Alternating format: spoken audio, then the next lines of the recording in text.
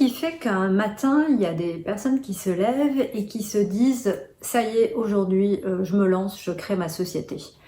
Qu'est-ce qui fait que il y a des gens qui ne franchissent jamais le cap et que d'autres, par contre, vont créer 1, 2, 3, 4 entreprises, voire même plus parfois.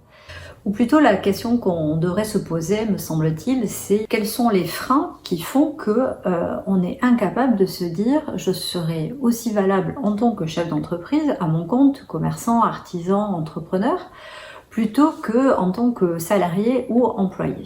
Quelles sont ces limites, quels sont ces freins que l'on s'impose et qui font que certaines personnes sont incapables de se lancer en affaires alors que d'autres franchissent le cap allègrement. Alors parmi les personnes que je coach et que je forme, il y a 3 principaux freins que j'ai remarqués et qui reviennent pratiquement tout le temps. Le premier, c'est être atteint de ce que l'on appelle le syndrome de l'imposteur.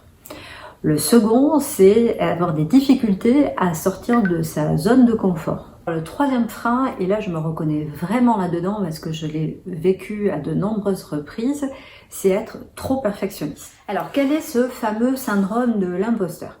Alors le syndrome de l'imposteur, c'est le fait de ne pas se sentir légitime dans un domaine précis. Donc ça va être par exemple un fiscaliste qui va se dire non, je peux pas donner de conseils en fiscalité parce que je ne suis pas assez compétent.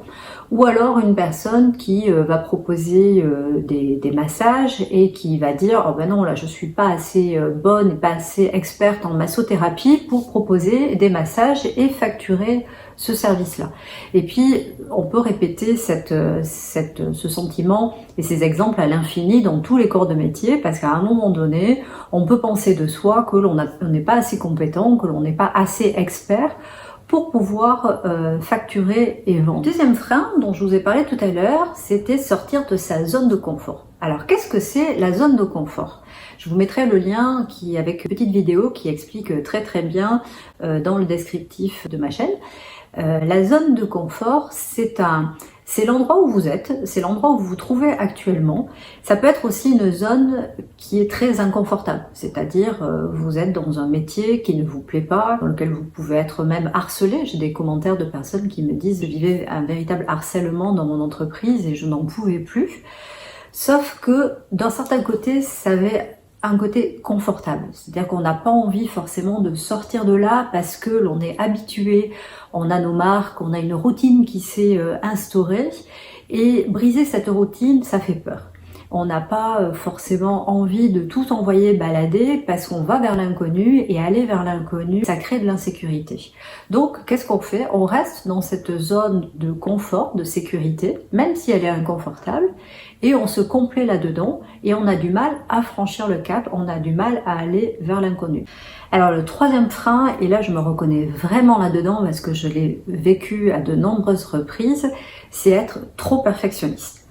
Donc moi j'ai fait une école de commerce. Dans les écoles de commerce autrefois, on vous annonçait qu'il fallait préparer un business plan, faire une étude de marché et se lancer une fois que tout était fait. Ça peut être aussi bien par exemple créer son site internet, obtenir un nom, avoir un design, une identité visuelle, avoir le meilleur produit, créer le meilleur emballage. Voilà. Si on commence à penser à tout ça avant même de se lancer, du coup, la tâche est tellement importante et tellement monstrueuse qu'au final, on ne fait rien. Or, c'est pas comme ça qu'il faut faire.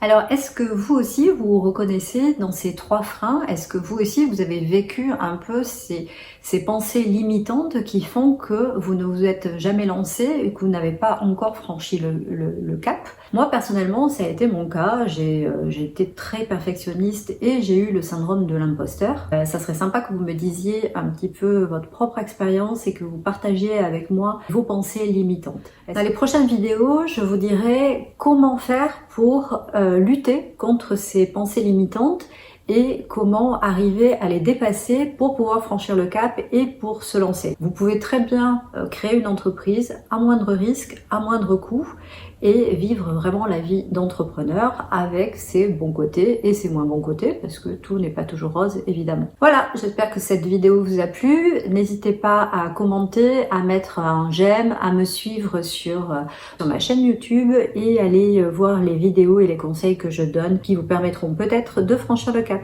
À très bientôt.